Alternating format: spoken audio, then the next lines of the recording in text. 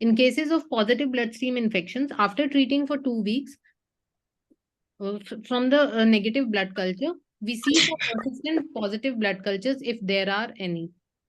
And after even positive blood cultures, repeat end organ dissemination screening is done. Echocardiogram for catheter tip site is done.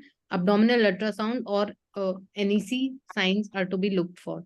If any one of these is positive, even after giving a treatment for 2 weeks, then additional flu cytosine is to be added at dose of 25 milligram per kg 4 times daily, or additional fluconazole is to be given with the standard therapy.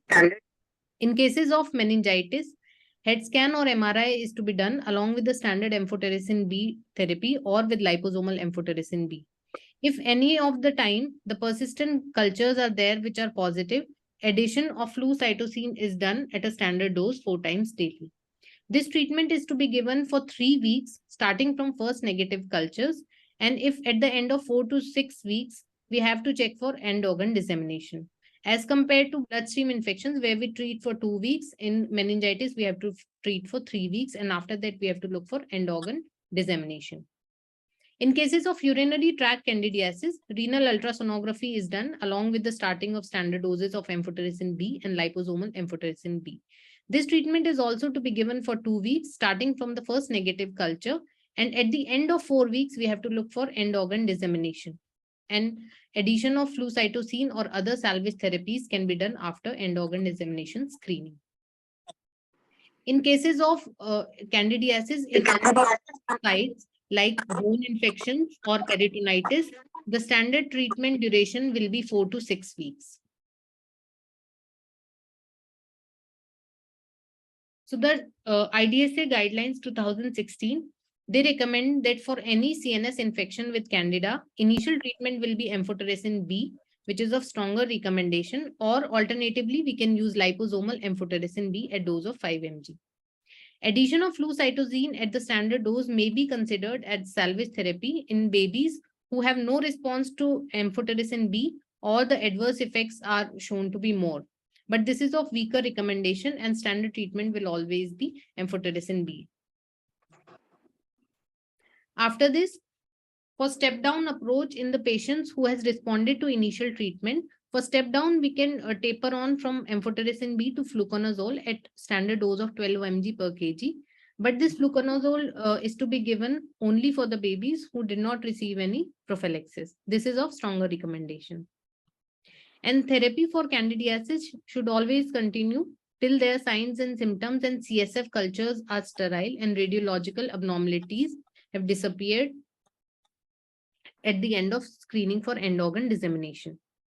In babies with infected CNS devices like ventriculostomy, drains and shunts, if there are any, should be removed at all possible point of time, which is of stronger recommendation. Just like central venous catheters, that should be removed immediately. So this is the concise format as how long to give antifungal treatment. In cases of bloodstream infections, as we've discussed, for 2 weeks after the first negative blood culture, we have to treat. In cases of congenital candidiasis, in extreme systemic therapy is to be given for around 6 weeks. In cases of urinary candidiasis, treatment for 3 weeks is recommended with amphotericin B. In cases of meningitis also, a minimum of 3 weeks and after that end organ screening is to be done. The maximum duration of therapy is in cases of candidal endophthalmitis for 12 weeks. And in cases of bony lesions like osteomyelitis and arthritis, IV amphotericin B for 3 weeks followed by oral fluconazole for total of 6 to 12 months is the recommendation. During the treatment of amphotericin B and flu cytosine, the various parameters are to be monitored every alternate day or daily, depending upon the condition of the baby. Serum electrolytes are to be monitored every day, along with serum creatinine alternate day. The total blood counts, including leukocyte count, are to be done every bi-weekly, and liver function tests, including the transaminases, are to be done every bi-weekly. Apart from treating with antifungals, there have been a trend of antifungal lock therapy in babies in whom it is difficult to put a fresh central venous catheter or in whom the central venous catheters cannot be removed for other reasons. This lock therapy includes higher concentrations of antimicrobial drugs that are put and irrigated into the central venous catheters about 100 to 1000 times of the MICs. A lock with ethanol 70% is reported in various cases, and the antifungals that can be used are micafungin over other antifungals in the lock therapy. Other strategies for treatment of abscesses elsewhere, like hepatic abscesses or brain abscesses, there has been intralesional aspirations, whereas intralesional administration of liposomal amphotericin B has also been recommended in cases of fewer case reports of hepatic abscesses at the standard dose of 1 mg per kg per day. And with after treating these babies, our first aim should be preventive strategies for fungal infections in the babies. The strategies include antibiotic stewardship, that is, not using broad spectrum antibiotics or not giving third generation cephalosporins for more days. That is, more than 3 days, any babies who's receiving third generation cephalosporin is at chances of higher incidence of candidiasis. To minimize the use of H2 blockers in NICU, early initiation of feeding and early discontinuation of lipid emulsion solutions or delayed TPN can result in increasing incidence of invasive candidiasis. The sugar controls is of utmost importance because hyperglycemia has chances of 2.5 times increasing the risk of invasive candidiasis in extreme preterm babies. Timely antifungal prophylaxis in babies with birth weight of less than 1000 grams and any baby who's undergone a major abdominal surgery or preventing the necrotizing enterocolitis strategies is of utmost importance in these babies. Apart from the preventive strategies, the central line insertion and maintenance care practices are important. Maintenance of the bundles, like in recent years, there have been a decreased incidence of candidiasis with the use of sterile techniques for insertion and maintenance guidelines for central venous catheters. A sterile central line kit or performing the hand hygiene, minimizing the barrier precautions, maximizing the barrier precautions using the disposable surgical gowns and disposable kits, and maintenance guidelines for the evaluation of daily evaluation of dressing of central line, daily evaluation of site of the central line, and any soakage or damping of the dressing is to be changed daily. Standardized IV tubing setups and daily changing of these tubing setups and using aseptic techniques while changing or withdrawing samples from venous catheters is recommended. Apart from the antifungal prophylaxis, in recent years, there have been a recommendation or the preventive strategies to use lactoferrins at the dose of 100 mg per day for prevention of invasive candidiasis. But these are only the recommendations and not guidelines to use as preventive strategies. Apart from lactoferrins, probiotics have also been shown to strengthen the mucosal barriers in the GI tract and help regulate the immune responses. In a recent meta-analysis of Hugh et al., which involved the 7 randomized controlled trials involving around 1500 babies, they showed that there was a decreased incidence of candida colonization in the babies who received probiotics versus the babies who did not receive. Although the rate of invasive candidiasis did not show any statistical significance in these babies. To summarize my topic, this is the slide that comprises the practices that should be used before birth, during birth, the preventive strategies, the diagnostic features and what measures to be taken during confirmed candidiasis, the clearance or end organ dissemination screening. Before birth, All the preventive strategies, that is broad spectrum usage antibiotics, is to be avoided.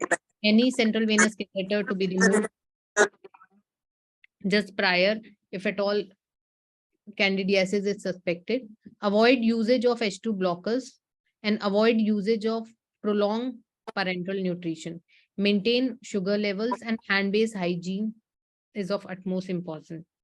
Antifungal prophylaxis protocols, as mentioned, with the use of fluconazole prophylaxis, oral or IV, in cases where incidence is more than 10%. At birth, assessing the risk factors, that is gestation age, birth weight, any baby with hyperglycemia, DIC, abdominal surgery, is the risk factors to be looked upon. In suspected candidiasis, apart from blood cultures, other sterile body fluid cultures should also be looked upon, like urine and CSF cultures, and empirical antifungal therapy to be started on. After starting antifungal in therapy, repeat blood cultures are sent.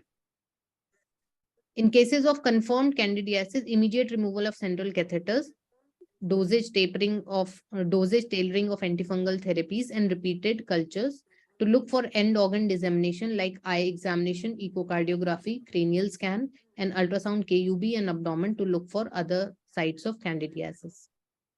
To look for microbiological clearance, 2 negative blood cultures that are drawn more than 24 hours apart and negative urine culture, negative CSF culture determines the microbiological clearance. This is to be seen after 2 weeks of starting therapy. If any baby who does not achieve this microbiological clearance after starting of 2 weeks of therapy, then add-on salvage therapy should be considered in these babies, which involve second-line antifungal drugs like flucytosine or fluconazole. After completing the therapy, continue appropriate therapy for at least 2 weeks and look for microbiological clearance, end organ dissemination, and follow-up of these babies for neurodevelopmental follow-up is essential at 2 years of age. In various case reports, it has been seen that invasive candidiasis has been associated with higher morbidity in form of neurodevelopmental delay in the babies. So, take-home message will be that the invasive candidiasis is an important cause of higher morbidity and mortality, especially in cases of preterms. The preventive strategies that we have discussed, like line care, broad spectrum antibiotic usage, antifungal prophylaxis, has been seen to reduce the burden in recent years. Whenever the invasive candidiasis is suspected, empirical therapy should be started upon looking on the local antibiogram data. New evidence-based diagnostic measures and preventive measures and biomarkers are necessary, but the gold standard is still remaining the blood culture in cases of identification of the species. After all completion of therapy, follow-up of these babies to assess the neurodevelopmental assessment and outcome is very important to decrease the morbidity in the preterm babies at survival age. These were my references. Recent guidelines by IDSA and a recent Lancet article. Thank you.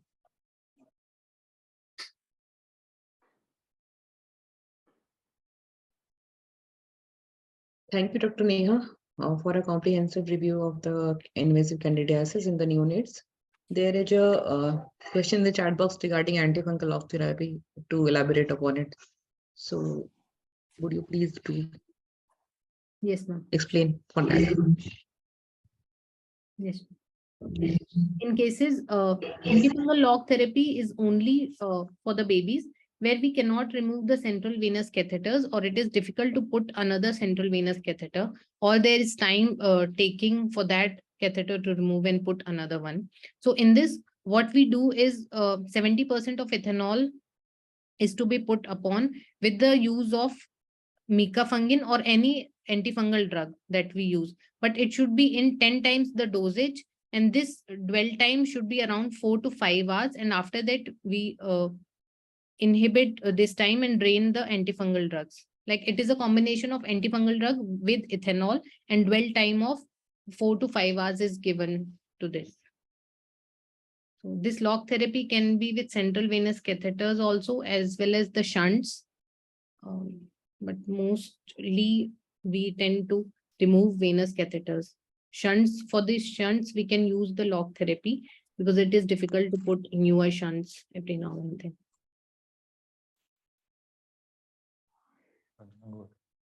So it is evident that, yeah.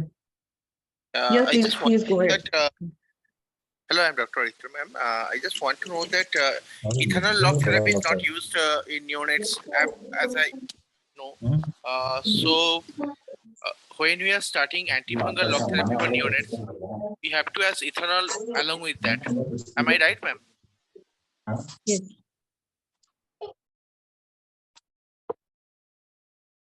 Yes, you are right. So, as far I know, ethanol lock is not yet recommended for neonates. So obviously, it is not a routine recommendation. It is a recommendation where the things are really difficult. There you are not able to put the new line, and there is a time in which getting a newer access. So in that case, and it is not also a regular recommendation. So obviously, it has to be done in the difficult cases, and it is not only described with the candida only. It has also been described with the other catheter-related bloodstream infection. So it is a kind of a temporary arrangement, and which should be just based on the age of the baby also. So it has been recommended also in the pediatric setup, and in the new needs, there are reports, but obviously we have also not used it routinely. And ma'am, I have another just doubt. When we are putting dwelling it for 5 to 6 hours, how to practically possible? How it is possible? I'm just asking. Are in your settings you are doing it? You have done it. No, we haven't done it, but right, as you said that how it would be done practically. So obviously it has been mentioned that the dose would be higher and of particular amount. I would request other people to kindly mute themselves. Okay. So in that case, you have to put a higher concentration of antifungal along with the carrier, and you have to just insert that in, say 5 ml. Just injected and left the syringe in C2, and you are not using that catheter for that particular amount of time. So just in case of PD, what you doing if there is some infection in the peritonitis Have some happens. other access at that time, and you are just putting that catheter Yes, in the seat. yes, Okay. yes. Okay. So it is just to avoid that biofilm to percolate more. So Yeah. most of the fungal infection pathogenesis is by way of biofilms. The biofilms are difficult to eliminate. They are stuck on the catheters. So if we are not able to remove at least the amount of time the catheter is remaining in situ, the antifungal is sterilizing or that neutralizing that antifungal effect by way of lock therapy. That's it. And I have a second doubt, ma'am. When we are always telling that the incidence, background incidence of more than 10%, how to actually calculate the background? Pardon? Can you please repeat your question? Yeah, ma'am. Whenever we are deciding about the antifungal prophylaxis, we are always following that 10% of background incidence. So how to actually calculate? That is a very pertinent question. So what is important here to understand that concept of antifungal prophylaxis has come up from the Western world, where the fungal infection has predominantly seen in very low birth weight babies, and more so in the extremely low birth weight babies. So the lower the gestation, higher is the incidence. So that is inversely proportional to the gestational age. So every unit, whosoever is practicing, has to do their audit about the fungal infection, that how much of their very low birth weight baby being born in a year are getting the fungal infection. So if it is more than, it is also not just IDSS says it is like more than 10%, but sometimes your for your particular unit it can be 5% even. So you have to decide your numbers. So they have set a number of 10%, but it is up to unit protocol that what percentage they consider as a significant. Like if it is a 10,000 deliveries, a 10% maybe not that much of a number. If it is a 1,000 delivery in a year, a 10% can be significant numbers.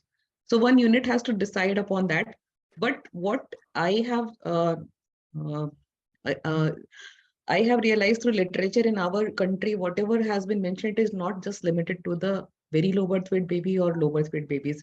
It is rampant even in the term babies and surgical babies who Yeah, are yeah, under. mostly surgical babies who are on prolonged TPN, who require Yeah, treatment any for meningitis and ventriculitis. especially where you are not able to feed them early. That is Yeah, the yeah, most yes, ma'am. important Yes, ma'am. point. Yes, ma'am. So And these are the cases where, so in that I case, we have to decide ourselves.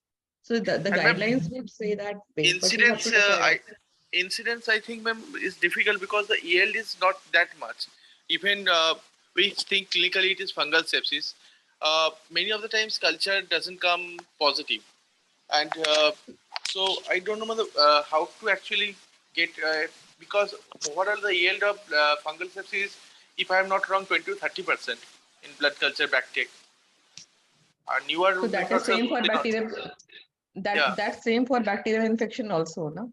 The bacterial infection yield also is 30%, but we have to go by the culture as well. That's why the biomarkers are coming up, because obviously, in fact, with respect to the blood culture, time positivity, it is longer time it takes to grow, especially fungus. Now, your blood cultures for the bacteria grows in 48 hours, but not for the fungus. Sometimes it may take 5 to 7 days also. 5 to 7 days. Yes, ma'am. So we have to suspect the clinical, we have to see our odds, what is the hyperglycemia, what is the thrombocytopenia, the slow smoldering kind of infection. Most of the time bacteria would be fulminant.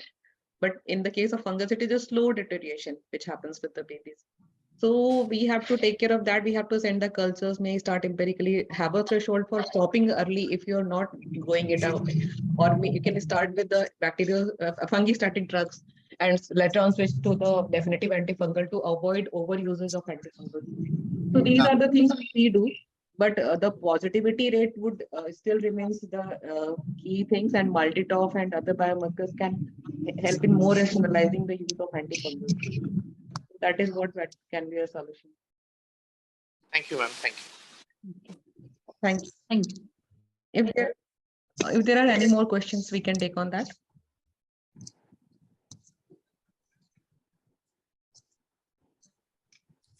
I have just a little doubt, ma'am. In cases where we have to treat for prolonged antibiotic therapy, like in case of meningitis or in case of ventriculitis, in ELBW or VLW, if the babies are full feed, do you give prophylactic antifungal therapy on those babies? In a term baby, we would not do. No, in prophylactic. VLBW. In VLBW, I'm just asking. Yes, we would. Okay. Because say in our unit, we do follow the antifungal prophylaxis. Till the time babies are on ventilation, on RPN, on or CBCs, and not on the off IV, till the time we start them on antifungal prophylaxis from day So 3. baby is on complete feed, but baby requires prolonged antibacterial therapy for meningitis or ventriculitis. In that scenario, ma'am, when the baby is on complete feeding, but baby requires some IV access for that antibacterial to be given. So for if the baby is requiring IV access, we would continue with the prophylaxis, antifungal, and then we would send the cultures in between, and we can decide upon, depending on the thriving of the baby, and whether there are markers of thrombocytopenia or edema or at all. So all those things we take into consideration. It is just not that if the baby is requiring antibiotics for 3 months or 12 weeks, we would continue with that. Baby must have gone 2.5 kgs, maybe PMA of 38 weeks. We can consider stopping that. Thank you, ma'am. Thank you. Okay. Thanks, Dr. Atra. You raised very valid points. These are the practical questions which we face.